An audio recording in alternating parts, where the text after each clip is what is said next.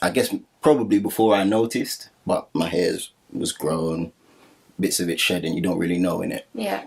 Until I was combing it one day. I was with my girlfriend, and I was like, I feel like more is coming out than normal. Yeah, than I'm.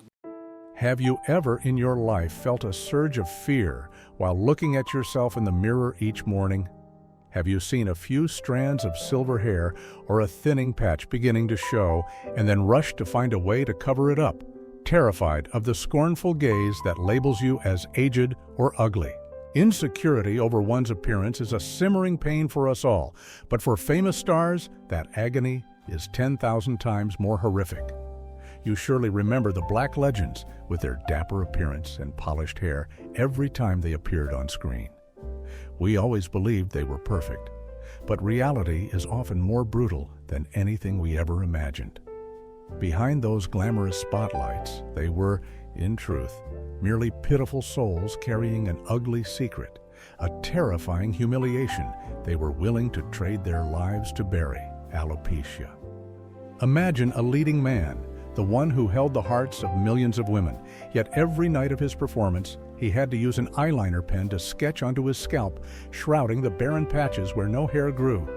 Or a singer who ruthlessly poured ultra-potent chemicals directly onto his head year after year, just to conceal festering sores and horrifying keloid scars beneath vibrant braids.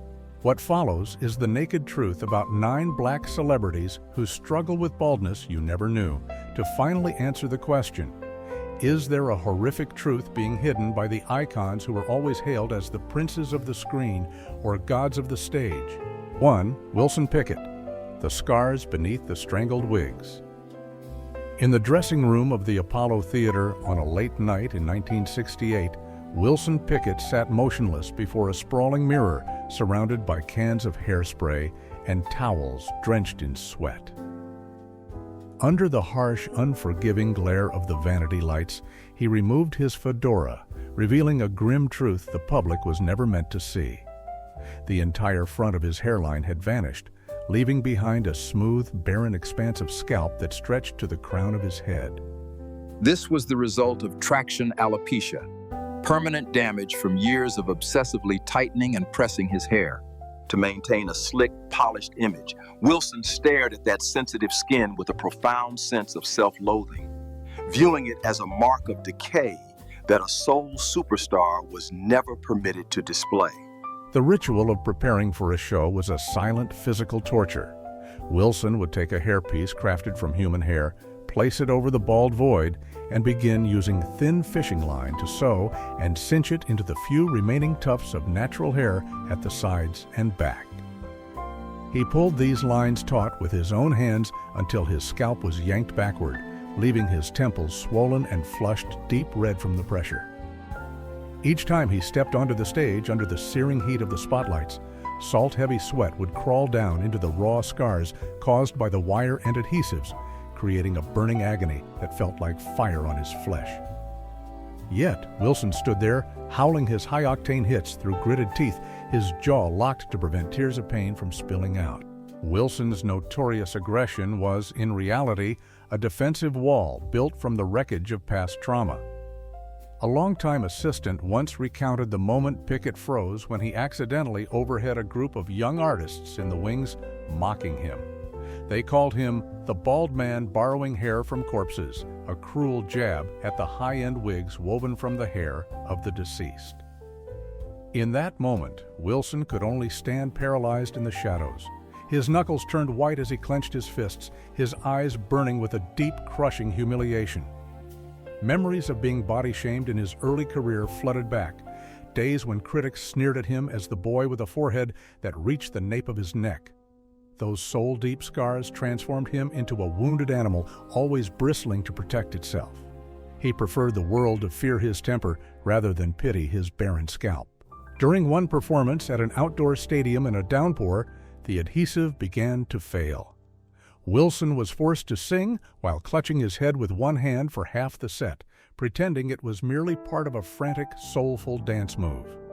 When the show ended, he bolted straight to his private car, barring any fans or reporters from approaching. It wasn't until much later, in a private interview with a trusted writer from Jet magazine, after the flashes had faded and the door was bolted, that Wilson dared to remove the mask. He reached up with a trembling hand, lightly touching the smooth skin of his scalp, and uttered a confession heavy with insecurity. "Look at this. The world worships wicked Pickett, the strong, the unyielding. But no one knows that behind the spotlight is a coward, watching his very self die, strand by strand, beneath these strangled wigs." The soul legend spent his entire life at war with his own body, choosing a lifetime of physical agony to preserve the image of a powerful, flawless gentleman in the eyes of his audience. 2. George Clinton, the chemical battlefield beneath the rainbow braids. For decades, soul and funk devotees have looked upon George Clinton as a high priest of the avant-garde, a man who consistently appeared in otherworldly costumes with neon bright hair extensions cascading over his shoulders like a shattered rainbow. Those vibrant braids, interwoven with shimmering beads, became a definitive icon in the memory of our generation, a manifesto of freedom and black pride. Yet, behind that electric facade of boundless energy lay a painful secret, meticulously buried deep beneath layers of dense synthetic hair. In truth, that rainbow crown was never a mere aesthetic choice. It was a velvet curtain drawn over a scalp devastated by chemicals, a horrific legacy of years of abusing high-concentration hair relaxers that he was forced to carry for a lifetime. It all began in the 1950s in the barbershops of New Jersey, when George was still a young man, struggling daily with hair straighteners laden with ammonia. To achieve the conch, the slick, bone-straight style that was the gold standard of grooming for the era, he turned his own scalp into a laboratory for the cheapest, most toxic concoctions. Those highly alkaline chemicals burned with such intensity that they incinerated the hair follicles from deep within, leaving behind a distorted landscape of patchy baldness and jagged keloid scars. By the time he reached the pinnacle of his career, George Clinton's scalp was, in reality, a chemical battlefield of unhealed burns. The multicolored extensions were a sophisticated camouflage, anchored to the few remaining patches of healthy flesh to hide the necrosis beneath. Every day, the sheer weight of that massive artificial mane yanked at his scars, causing throbbing, skull-piercing headaches that he endured in silence long after the stage lights vanished into the void. This shameful shadow only truly materialized through the intimate recollections of Larry L. Train Preston, the bassist and personal hairstylist who traveled thousands of miles with George on the Funkadelic tour bus. In a music memoir published in 2014, Larry recalled the weary, endless nights when the band stopped at desolate highway rest areas. He vividly remembered a preparation session for a performance at Madison Square Garden in the mid-1970s. He witnessed George slumped over a makeshift backstage sink, his face contorted in agony as the old hair extensions were ripped away, exposing patches of scalp that were inflamed, peeling, and oozing blood.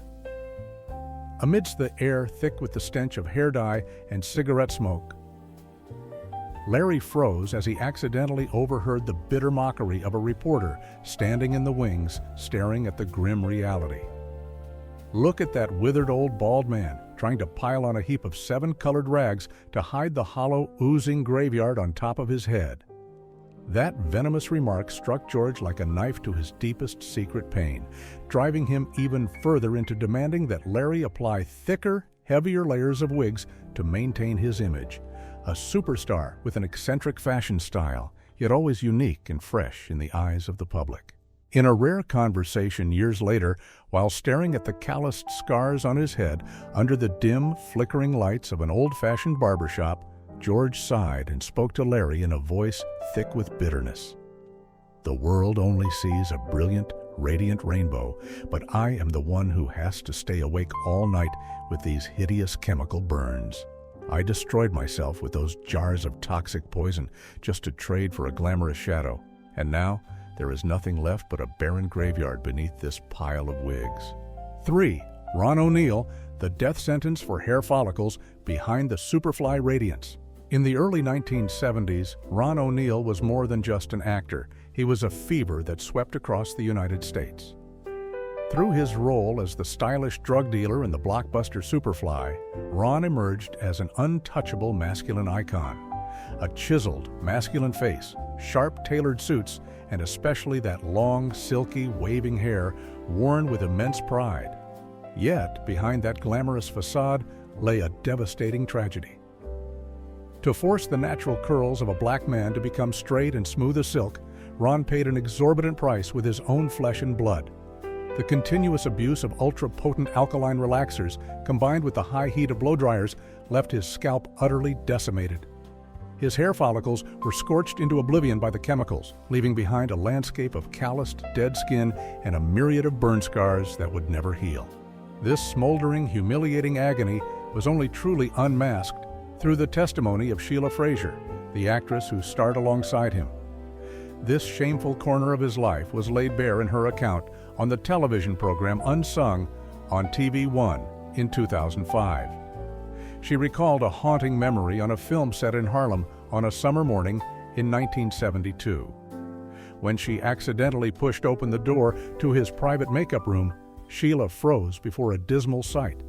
Ron sat motionless, his eyes vacant as he stared into the mirror, while two makeup artists labored intensely over his patchy, barren, and ravaged scalp. The romantic mane worshipped by millions had, in fact, been eaten away by hair-straightening chemicals, leaving only inflamed red patches of skin oozing with fluid from a severe infection.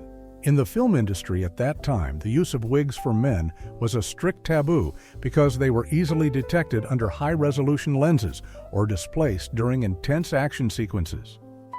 To protect the massive profits tied to his romantic hero image, the producers rejected the option of using a wig. Instead, they forced Ron to accept a daily makeup ritual that was among the most barbaric and humiliating imaginable to deceive the audience. Every day before the cameras began to roll, Ron endured a 3-hour-long torment. Makeup artists used black charcoal powder mixed with greasy sheep's wool fat to smear over and seal his bald patches. Then they used razor-sharp black lead pencils to meticulously draw individual fake hairs directly onto his festering sores. Sheila recounted with a voice full of sorrow that under the scorching New York sun, the grease and charcoal would begin to melt, mixing with sweat and inflammatory fluids to form a dark, foul-smelling stream that ran down Ron's pristine white shirt collars. In those moments, instead of resting, the superstar of an entire generation had to flee into the dark corners so the makeup artists could patch up that pitch-black mask. His face then held none of the charisma of a star. There was only utter humiliation and bitter resentment. The climax of the events that led to Ron's total collapse occurred at the premiere of the film Superfly in Chicago in 1974. Surrounded by a frenzied mob of fans, a paparazzi photographer captured the split second when Ron bowed his head to step quickly into his private car. The blinding intensity of the camera flash exposed the entire grim truth: a smooth, slimy expanse of scalp with layers of charcoal powder peeling away in patches like a filthy birthmark. Although his manager was forced to spend a massive sum of money to buy out and destroy that photograph that very night, the rumors of the bald-headed icon began to simmer and spread, transforming Ron's life into a nightmare, imprisoned by the very fame he had built. For Bobby DeBarge, the mummy's rap, and the horrific secret of his final days. In the waning years of the 70s, if there was anyone truly worthy of the title Prince of Soul, it was Bobby DeBarge. The mothers and grandmothers of that era surely remember his soaring, honeyed falsetto in the group switch. Bobby possessed not only the voice of an angel, but also a visage that left countless women breathless, specifically his long, shimmering curls, meticulously groomed for every screen appearance. Yet, behind the radiant spotlights and the roar of the crowd, a monstrous tragedy descended upon his life. HIV/AIDS, a disease viewed back then as a cold-blooded death sentence and met with widespread shunning, began to devour Bobby's body, stripping away a sex symbol's most prized possession, his prideful mane. The hair loss caused by such an illness is nothing like the natural thinning of age. It is sudden. It is merciless. Bobby's thick hair began to fall in massive clumps, leaving behind a scalp that was parched, bruised, and riddled with terrifying scars. For a celebrity who viewed his image as his very lifeblood, seeing himself wither in the mirror was an unbearable degradation. To seal this earth-shattering secret away from the press and the fans, Bobby chose a total retreat from the world of showbiz, imprisoning himself in a lonely house so that no one could witness his true face. During his final stage, even during the sweltering heat of California summers, Bobby never dared to go bareheaded. He used long silk scarves to bind his head tight, layer upon layer, like a mummy attempting to shroud a decaying corpse. One of his younger brothers recalled that during an emergency hospital visit in 1994, Bobby trembled and fought back violently when a doctor requested he remove the wrap for an examination.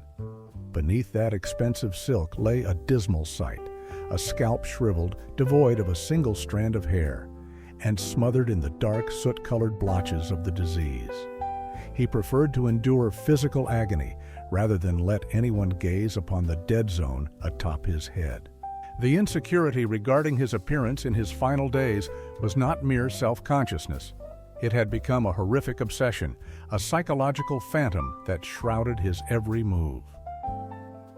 The climax of this tragedy occurred on Christmas Eve, 1994, at the family home in Grand Rapids, Michigan, only months before he would pass away forever. According to Randy DeBarge, his biological brother and fellow bandmate, amidst a space that should have been overflowing with laughter and the twinkling lights of the tree on the last Christmas before the voice behind "There'll Never Be" died, Bobby ordered everyone to turn off all overhead lights and extinguish the decorative colored strands, permitting only a few small candles to flicker feebly in the corners of the room. He sat huddled in a large armchair like a shadow, his face gaunt and pale, but what pained Randy the most was the layer of silk scarf wrapped suffocatingly tight around his brother's head. Bobby had wound it many times, as tightly and carefully as one would shroud a mummy, turning it into a final mask to shield the small amount of dignity he had left. Randy recounted that he saw the panic in Bobby's eyes. His brother feared that even a single small spark of light would expose the festering, barren scalp before his most loved ones. Yet, while the entire family was trying to maintain a strained, forced silence, a small grandchild, caught up in a game of chase around the tree, accidentally tripped. To keep from falling, the child reached out and snatched at the hem of the silk scarf draped over Bobby's shoulder. A slight tug in the blink of an eye caused the wrap to shift to one side. Under the weak candlelight, a section of wrinkled scalp, blackened by illness, appeared naked before the eyes of everyone. The space suddenly went dead silent, then was torn apart by a scream of pure horror and humiliation from Bobby. He frantically used his skeletal hands to cover his face, his shoulders shaking violently. Before Randy or anyone could utter a word of comfort, Bobby lunged to his feet and stumbled into the darkness of the hallway to flee toward his private room and bolt the door shut. Perhaps what terrified Bobby most was not the death that was drawing near, but the fear of the image of a soul angel being brutally ravaged in the eyes of the public. He chose to live his final days like a phantom in the dark, preferring to endure isolation rather than let the world witness his ruin. 5. Sylvester, disco lights, and the vanishing behind a colossal wig. In the waning years of the 70s, the world seemed to hold its breath every time Sylvester stepped onto the stage. The queen of disco didn't just ignite dance floors with his soaring falsetto, but also with a gender-bending fashion style that defied all boundaries. Shimmering sequin gowns, and most notably, colossal, towering, and radiant wigs. But as the AIDS storm swept through San Francisco in the late 80s, that aura began to be tinged with tragedy. The cruel disease didn't just erode his strength, it silently stripped away his natural hair, turning every night's performance into a painful masquerade of concealment. The truth about Sylvester's appearance was only unveiled through the memories of his close friend and longtime manager, Timmy McNeely.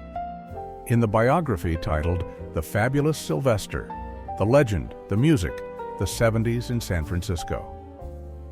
By Joshua Gamson, published in 2005, Timmy recounted the days of struggling with the transformation of his appearance, the agonizing consequences of AIDS during the preparations for the singer's final shows in 1988.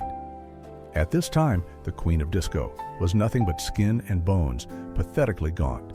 Even more terrifying was that Sylvester's natural hair had fallen out completely, not a single strand remaining, a result of the devastation caused by the HIV virus and the high-dose antibiotics of that era. To avoid disappointing his audience and to maintain faith in an immortal icon, Sylvester made a harsh demand. He forced Timmy to find wigs that were more colossal and heavier than ever before.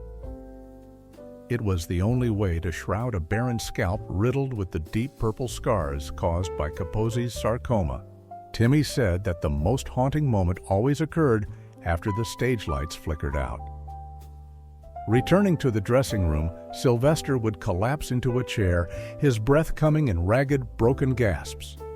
As Timmy helped him remove the heavy wig, Sylvester would often stare intensely at his reflection in the mirror, a head that was completely bald, pale, and hollowed out.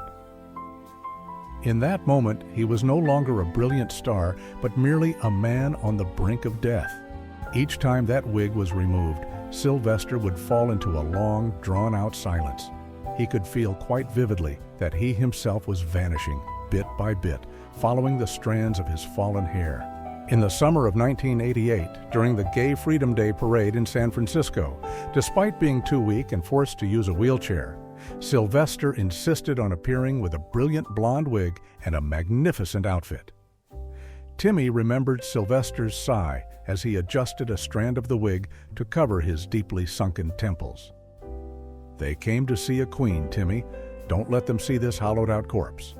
When his final breath was drawn in December 1988, Sylvester left behind one last wish, a final command for his own pride. He was to be laid out for burial in his most magnificent attire with the most perfect wig. On the bunk bed of eternity, he lay there, radiant and majestic, as if preparing for a tour to another planet. Sylvester chose to depart this world with the appearance of an immortal legend, taking the secret of his ravaged scalp and the scars of disease deep into the cold earth. To him, that wig was no longer a mere decoration. It was a defiant, steel-like manifesto against death. He preferred the world to forever etch into their memory the image of a disco icon shimmering under the colored lights, rather than let the pity of the world touch the withered form of a patient defeated by a virus. 6. Eddie Kendricks, The Fatal Price of a Star's Mane and the Tragedy of Pride. In the memories of Motown lovers from the 60s and 70s, Eddie Kendricks was not only the lead vocalist of The Temptations with his soaring sky-high falsetto, but also the ultimate symbol of a sophisticated gentleman. With his tall, slender frame and hair that was always perfectly trimmed and groomed, Eddie appeared before the public like a proudly carved statue. Yet it was precisely this meticulous nature and immense pride regarding his appearance that pushed him into one of the most heartbreaking tragedies in music history, refusing a chance at life simply to preserve the hair of a star. This horrifying truth was only revealed through the regret-filled shares of Otis Williams, the close friend and sole surviving founding member of The Temptations. In later interviews, Otis recalled a shocking event in 1991 when Eddie went for a checkup and was diagnosed with lung cancer.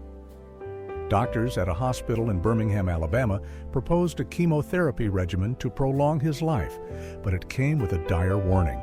His entire iconic mane would fall out completely as a side effect of the drugs.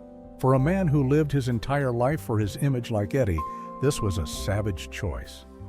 Otis remembered the moment Eddie looked him dead in the eye with a terrifying resolve. He would rather accept death in the form of a masculine god than live a few more years carrying the bald, ravaged head of a patient. Standing at the threshold between life and appearance, Eddie uttered words that were both bitter and extreme. "I would rather go out as a beautiful icon in the eyes of the fans than let them see a pathetic bald man gasping for air on a hospital bed. If I am no longer the romantic Eddie they worship, then this life has no meaning for me." In his final months, as the disease began to gnaw at his body from within, The hair that defined Eddie's iconic image also thinned out due to utter exhaustion. For a man who viewed his appearance as his very breath, seeing clumps of hair fall onto his pillow every morning was a mental torment more horrific than any physical pain. To prepare for a final tour with his former colleagues, he refused to allow himself to appear before the audience with a haggard look. Eddie forced himself to endure hours sitting motionless in a chair as makeup artists performed an incredibly sophisticated and painful hair extension technique. Each strand of synthetic hair as fine as silk was meticulously bound to the few remaining fragile natural hairs on his head, a desperate effort to shroud the widening bald patches that looked like pale, ghostly scars on the top of his head. He strictly demanded the stylist conceal everything, leaving not a single gap of scalp exposed, aiming to create a perfect illusion of a thick mane just like in his golden era. Every knot and every synthetic connection, when pulled taut, yanked violently on the sensitive scalp of a patient drawing near to death, forcing Eddie to frequently grit his teeth against sharp pains that pierced through to his brain. However, the truth was that no matter how sophisticated that radiant hairpiece was, it could not deceive the Grim Reaper. Under the blinding spotlights in Cleveland in late 1991, as Eddie attempted to reach his legendary high notes, the audience was stunned to realize a terrifying contrast. While the hair extensions remained firm, sleek, and elaborately styled, Eddie's skin had turned a leaden gray, pale and parched. Even thick layers of makeup could not hide the hollowed-out decay of a body dying from the inside. Eddie Kendricks passed away in October 1992. Until his very last breath, he managed to keep his hair, but the price he paid was his life. He chose to depart in the form of an elegant Motown gentleman, taking the secret of this brutal trade-off into eternity, leaving behind a costly lesson about vanity and the profound suffering behind the spotlight. 7. Paul Williams, the humiliation of the eyeliner pen and the black sweat of the stage. Few realize that every time the legendary The Temptations took the stage, member Paul Williams carried not only a powerhouse voice, but also a paralyzing fear. Behind the masterful choreography that captivated the world, Paul concealed a naked secret beneath the colored lights. A scalp dying from hereditary alopecia while he was still in the prime of his youth. To maintain the image of a flawless icon, Paul was forced to wield a makeup weapon so humiliating it would eventually drive him into the depths of despair. It wasn't a wig, it was a black eyeliner pen.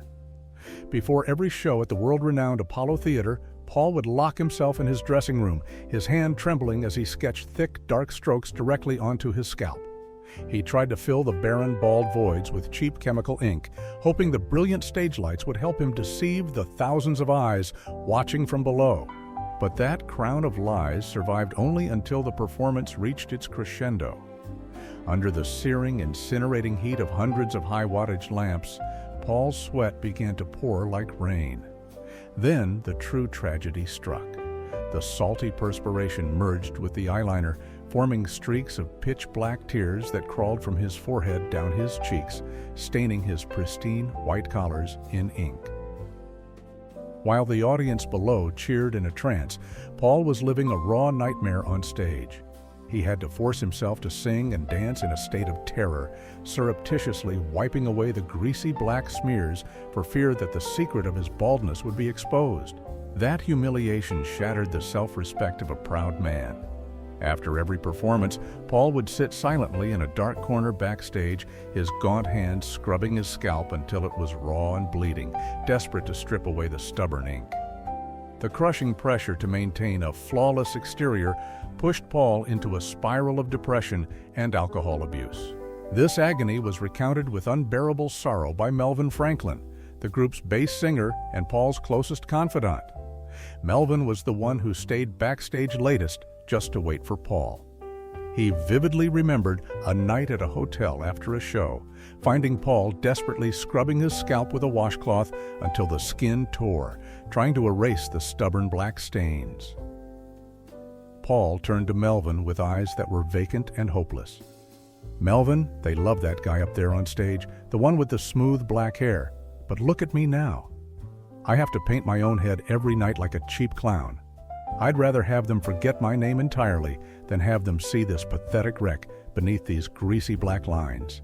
The tragedy of his hair and the collapse of his pride contributed to the heartbreaking death of Paul Williams in 1973, when he was only 34 years old. Paul had died long before the fateful gunshot echoed in that car in Detroit. He had been dying a little more every night at the Apollo, every time those black ink streaks began to melt under the heat of the spotlight. The legend passed away carrying the pain of those humiliating black stains, leaving behind a bitter lesson on the cost of manufactured perfection in the world of showbiz. 8. Sammy Davis Jr. 30 years of the falling crown and the seared scars of deathly glue. In the landscape of 20th century American entertainment, Sammy Davis Jr. was hailed as the world's greatest entertainer. He danced, he sang, he mastered comedy and instruments with an unparalleled kinetic energy. On stage, Sammy was the epitome of mid-century cool, sporting jet black, sleek hair styled to perfection.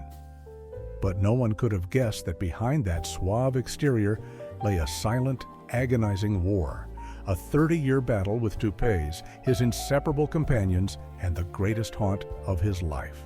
This secret was unmasked with raw authenticity through the accounts of Bert Boyer, a close childhood friend and the author of the biography on Sammy titled The Little Black Man. Within those tear-stained pages, Bert does not merely describe a brilliant legend on the stage, but also exposes the horror that Sammy had to face behind the spotlights. According to Bert's recollections, Sammy began losing his hair at a very early age, a heartbreaking consequence of endless sleepless nights and the suffocating pressure of the fierce racial segregation in America at that time. To maintain the image of a flawless star before a public that was always lurking and ready to scrutinize, Sammy had to rely on hairpieces, toupees, that were crafted with extreme sophistication. However, the tragedy lay in the fact that Sammy was a genius dancer with fiery moves and breathtaking high-speed spins. The greatest fear of his life wasn't a fading career, but the terror that his crown would fly off his head in the middle of a performance right under the brightest lights. To Sammy, that wasn't just an accident. It was a humiliation that could strangle an artist's very dignity. To prevent this nightmare, he chose a path of self-torture, using 3 times the normal amount of industrial-strength adhesive. Before every show, in a dressing room thick with the stench of chemicals, he would pour that viscous, heavy glue directly onto his scalp, pressing the hairpiece down until the pain gave way to a dull numbness. As he danced, the glue would be cooked by his body heat and the searing radiance of hundreds of stage lamps. It would seep deep into his pores, triggering bone-chilling stabs of pain like thousands of needles piercing his brain. Bert Boyer poignantly noted in the memoir that behind every thunderous ovation was a man silently enduring a torment that ravaged both flesh and soul. There were nights when, standing before the mirror to strip off that hair mask with potent alcohol solvents, the already damaged skin of his scalp would be torn away in patches, leaving it raw, red, and oozing blood. This truth was locked behind the dressing room door, where Sammy was left alone with a stinging question. Does the world love my talent, or are they just enamored with a lie held together by this deadly glue? The zenith of this agony was found in Sammy's secret visits to Dr. Robert Benjamin, a Beverly Hills dermatologist and one of the few souls allowed to touch his secret. In medical files kept strictly confidential, Dr. Benjamin recorded haunting observations. Sammy's scalp was no longer normal human skin. It had become a thick, bruised, and peeling mass of scar tissue, decimated by decades of high-dose chemicals. The price of that perfection was spent in nights where Sammy had to sleep sitting bolt upright, fearing that if he lay down, the pressure of the pillow would shift the toupee and tear open his bleeding wounds. He lived as a prisoner in his own gilded cage, where every masterful step on stage was a gamble with a lethal adhesive. The tears of Sammy Davis Jr. often fell in silence as he stood before the mirror after each show, manually peeling back the toupee with harsh alcohol. That bone-deep agony was a constant reminder. To become the greatest entertainer, He had been forced to kill his true self a long, long time ago. 9. Billy Stewart, The Perfect Mask and the Heavy Price of Pride. During the golden years of soul music, Billy Stewart emerged as a rare phenomenon, possessed of a scatting vocal technique that remained unrivaled. But behind those enchanting rhythmic trills, Billy was a prisoner to a horrific insecurity regarding his appearance. With his heavy, oversized frame, Billy instinctively knew that the brutal world of show business would never show mercy to a man who carried both immense weight and a barren, bald scalp. This heartbreaking reality comes to us through the whispers of his closest musicians, the men who traveled beside him across the grueling Chitlin circuit. They remember a man who never allowed himself to unwind, even in the most private moments backstage. While other artists would strip off their makeup and unbutton their shirts after a show, Billy sat motionless, anchored by a wig, groomed to an unrealistic degree. He sculpted himself into an artificial masterpiece, with jet black curls so glossy and rigid they seemed carved from stone, never shifting a single millimeter, even as sweat poured down his face in the sweltering 100-degree summer heat. Right within the prestigious entertainment magazines of that era, such as Jet or Ebony, beneath the headlines praising his talent, the sharpest writers had early on recognized a radical contradiction. The more immaculate, flawless Billy groomed himself, the more clearly one could perceive the breath of despair. It was an extraordinary, if not maddening, effort to force the audience to forget his oversized frame. To Billy, a wig was never merely a fashion accessory. It was the final gas mask that helped him survive amidst the atmosphere of discrimination and the toxic, judgmental stares in 1960s America. He understood the brutal law of showbiz. A black artist already straining to overcome racial barriers, if they let slip even a hint of frailty or a patch of bare scalp, their reputation would be instantly crushed into a cheap joke on national television. This bitter reality was stripped bare one night at the legendary Apollo Theater in New York. An anonymous musician later recounted a chilling moment when he accidentally stumbled into Billy's private dressing room during an intermission. Amidst the stifling stench of industrial adhesive and the dry, scorching heat of vintage blow dryers, Billy sat hunched before the mirror. With his thick fingers, he was desperately pressing the edges of a wig down onto a scalp that was raw and inflamed from chemical allergies. It wasn't a beauty routine, it was a ritual of self-torture. Billy chose to endure the suffocating heat, where sweat mingled with glue to create a sticky, maddeningly itchy sludge, rather than reveal his true face to the world. He feared the label of a fat, bald man more than he feared death itself. Billy Stewart's journey came to a horrific end in January 1970 on a cold stretch of road in North Carolina. He was only 33 years old. His car spun out of control, plunging headlong into the murky depths of the Neuse River. In that fateful moment, it was said that after his body was recovered, the only thing that seemed to linger on the surface of the water was the flamboyant illusion he had sacrificed everything to build. Billy departed this world, taking the secret of his baldness into the deep, silent river, ensuring the world would only ever remember a man of dapper style and hair that never moved out of place. He was an icon who, in the end, chose a watery grave to keep the sanctity of his pride intact. Behind the brilliant radiance of the spotlight lie the quiet, hidden corners that these 9 legends fought to conceal for a lifetime. Those sleek, polished looks we so admired were, in truth, a final, defiant stand against the cruelty of time, the toll of illness, and the suffocating pressure of fame. If these stories have touched you, please hit like, subscribe, and turn on notifications. Join us as we continue to journey through the shadows, unmasking the untold truths behind the world's most iconic legends.